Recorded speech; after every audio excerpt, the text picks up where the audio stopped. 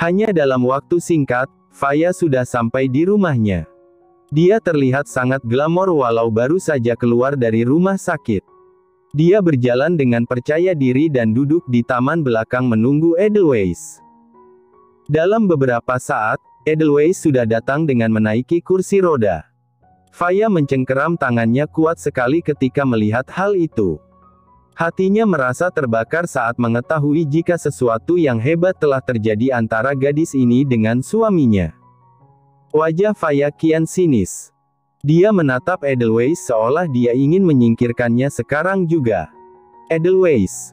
seru Faya dengan nada yang menyindir. Dia menatap ke arah Edelweiss yang sudah berada di depannya. "Ya, Nyonya, saya Edelweiss," balas Edelweiss sama sekali tidak takut. Dia merasa dalam hal ini dia tidak salah, bagaimanapun suami Faya yang menyeret paksa dirinya dan melakukan semua ini. Hening sejenak, Faya seolah hendak menilai Edelweiss dari atas kepala hingga ujung kaki. "Kau penari bar, bukan begitu?" seru Faya lagi seolah hendak menunjukkan kasta di antara keduanya. "Iya, Nyonya, saya adalah penari bar," jawab Edelweiss seadanya. Bagaimanapun, dia sudah lelah sekali, dia hanya ingin terlelap karena tubuhnya benar-benar terasa remuk. Faya terkekeh seolah remeh dan jijik dengan profesi Edelweiss. "Suamiku memilihmu pasti hanya karena wajah dan tubuhmu itu. Itu semua atas dasar persetujuanku, jadi kau harus segera melakukan tanggung jawabmu dan pergi dari kehidupan pernikahan kami," kata Faya. "Aku tahu gadis miskin sepertimu nantinya akan menginginkan lebih, tetapi jika kau berani memiliki hubungan lebih dengan suamiku, aku akan menghabisimu dengan tanganku sendiri." "Apa kau paham, penari bar?" tanya Faya dengan sarkas. Dia tidak suka dengan Edelweiss. Dia sudah tidak suka sejak melihat Edelweiss berada di atas kursi roda. "Nyonya, Anda salah sangka. Sebaiknya Nyonya berbicara itu dengan suami Anda, saya sama sekali tidak ingin berada di antara kalian berdua," jawab Edelweiss. "Oh ya, Nyonya, satu hal yang paling aku inginkan saat ini, bahkan aku rela menukar apapun, adalah pergi dari kehidupan lelaki itu. Jadi, Nyonya tidak perlu khawatir," lanjut Edelweiss.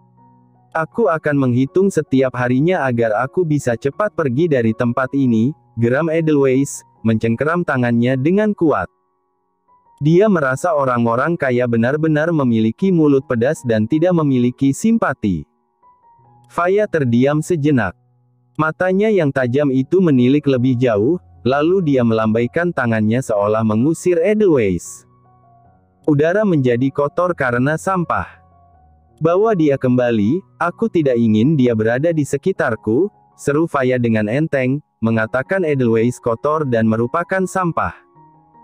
"Siap, Nyonya," seru pelayan itu, hendak mendorong kursi roda Edelweiss. "Aku bisa sendiri.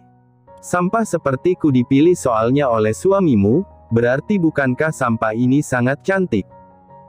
geram Edelweiss. Langsung pergi begitu saja, membuat Faya benar-benar marah, seolah kalah debat dengan Edelweiss yang hatinya lagi-lagi terluka itu. "Nona Edelweiss, aku tahu ini bukan urusan saya, tapi sebaiknya jangan mencari masalah dengan Nyonya Faya. Saya tidak ingin sesuatu terjadi dengan Nona di sini," seru salah seorang pelayan yang sejak awal melayaninya dan membawakan makanan siang untuk Edelweiss. "Tapi dia menyebutku sampah.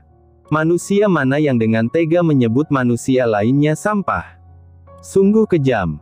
Suami dan istri sama-sama bermulut kejam. Mereka sangat cocok," geram Edelweiss, masih kesal dan marah atas ucapan Faya itu. "Iya, Nona, saya mengerti, tapi sebaiknya Nona tahan saja jika dikatakan begitu. Hal itu untuk kebaikan Nona sendiri. Mohon maaf jika saya lancang, saya sungguh hanya memperingati," bisik pelayan itu agar sekiranya tidak ada yang mendengarkan. Edelweiss kemudian terdiam. Dia melihat ke arah pelayan itu dan tersenyum. "Terima kasih ya. Di antara semua hal buruk di tempat ini, aku masih menemukan orang baik sepertimu," seru Edelweiss, merasa sedikit bersyukur. Walau di tempat paling menyebalkan seperti ini sekalipun, dia masih bertemu dengan orang yang baik. Hanya dalam waktu singkat, Edelweiss kembali tiba di ruangan paling ia benci. Dia benci berada di ruangan itu tetapi tidak memiliki kendali untuk melarikan diri. Dia tahu, nyawa kedua orang tuanya akan benar-benar melayang jika dia berbuat sesuatu yang tidak disukai lelaki monster itu. Edelweiss yang sangat kelelahan dan kedua kakinya masih sedikit perih memutuskan untuk tidur di sofa saja. Dia benar-benar tidak ingin naik ke atas ranjang. Edelweiss tertidur hingga malam. Mungkin karena dia baru saja kehilangan kesuciannya, membuat tubuhnya benar-benar syok. Edelweiss tidak sadar jika seorang lelaki gagah, masih mengenakan jas dan dasi lengkap, sudah menatapnya dengan sangat tajam dan buas. Dia bahkan tertidur di sofa. Wanita ini sangat lemah tetapi sangat berani menentangku. Hukuman apa yang cocok ya? Bisik Akram, menyeringai tajam. Dia melonggarkan dasinya dan melepaskannya, nafasnya bahkan sudah memburu sebelum ia memulai. Gairahnya yang tidak ia ketahui bagaimana bisa sebesar ini berteriak sejak tadi.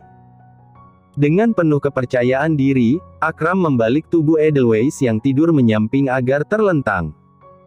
Dasi yang ada di tangannya ia kencangkan dan dia ikat di kedua pergelangan tangan Edelweiss yang ia tarik ke atas. Saat kedua tangan itu telah diikat, ada kepuasan tersendiri dalam diri Akram. Bagus, sangat indah dilihat. Dia memang sangat menggairahkan. Bisik Akram, melihat lekuk tubuh Edelweiss dengan leluasa. Tadi saat pertama kali, dia tidak terlalu memperhatikannya karena gairahnya benar-benar mengambil alih. Sekarang, dia akan melakukannya secara perlahan dan memuaskan dahaganya dengan cara yang ia sukai. Sedangkan Edelweiss, ikatan kencang di tangannya membuatnya terbangun. Lalu, saat ia membuka mata, hal pertama yang ia lihat adalah Akram yang menyeringai tajam berada di dekatnya. Sudah bangun, Edelweiss? Bagus. Sekarang waktunya untuk bermain, bisik Akram tanpa menunggu waktu yang lama, langsung mengangkat tubuh Edelweiss dengan kedua tangannya. Apa ini, Tuan? Kenapa tanganku diikat? Apa yang Anda lakukan kali ini? Teriak Edelweiss dengan tubuhnya yang gemetaran. Dia ketakutan sekali, wajahnya menjadi sedikit pucat. Sebelum Akram menjawab, tubuhnya sudah dihempaskan ke atas ranjang. Aku membencimu. Bisik Edelweiss dengan segala tenaga yang ia miliki. Keringatnya sudah membasahi tubuhnya. Aku suka semuanya, setiap jengkal dari tubuhmu, membuatku gila. Bisik Akram, apakah kau tahu? Seharian di kantor aku hanya membayangkan tubuhmu saja, aku tidak sabar memakanmu lagi seperti yang aku lakukan ini. Lanjut Akram. Dan kau harus bersyukur, karena kau adalah yang pertama yang dapat melakukannya untukku, mainan kecil. Tambah Akram. Aku malu sekali, aku ingin mati jika berada di posisi seperti ini, tapi aku harus tetap bertahan demi ayah dan ibu. Jangan kalah dengan dunia ini, Edelweiss. Seru Edelweiss pelan, dia masih melihat ke sisi samping agar dia tidak menatap mata Akram. Mata yang sangat tajam, mata yang sangat ia benci. Cukup. Tolong hentikan.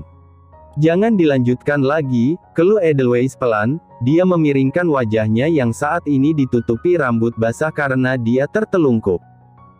Akram yang merasa menang itu menurunkan tubuhnya sehingga menempel dengan tubuh Edelweiss. Dia tersenyum puas dan menyingkap rambut Edelweiss yang menutupi wajahnya. Tadi bilang apa? Coba katakan lagi. Bisik Akram, membuat Edelweiss merasa harga dirinya terinjak-injak lagi. Hentikan, aku bilang tolong hentikan. Seru Edelweiss, masih dengan suara yang sangat lemah.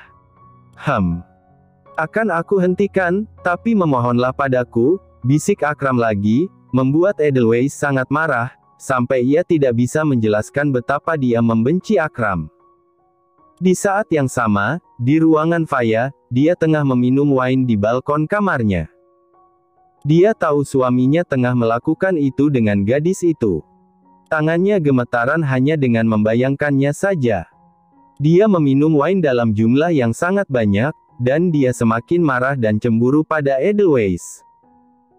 Lalu, dengan tangan yang gemetaran saat menuangkan wine, dadanya yang sesak dan cemburunya yang meledak membuatnya melempar wine itu ke lantai. Krang! Nafasnya berat, dan dia mencengkeram tangannya. Matanya menjadi tajam, dan dia tidak akan membiarkan Edelweiss berlama-lama berada di kediaman ini. Nyonya, apakah ada yang salah? Kami mendengar pecahan gelas, tanya para pelayan yang adalah pelayan pribadi Faya, langsung berlari ke arah balkon dan melihat Faya yang terlihat frustrasi. Gadis itu, Edelweiss. Buat dia menderita di kediaman ini, buat dia tidak betah sampai dia harus pergi. Seru Faya. Lakukan sesuatu untuk membuatnya pergi secepatnya. Jangan sampai Akram tahu, yang jelas dia harus segera pergi. Lanjut Faya, merasa sangat tidak setuju jika Edelweiss akan menjadi rahim sewaan untuk suaminya. Baik, Nyonya, seru para pelayan itu menurut. Bagaimanapun, Faya adalah nyonya mereka.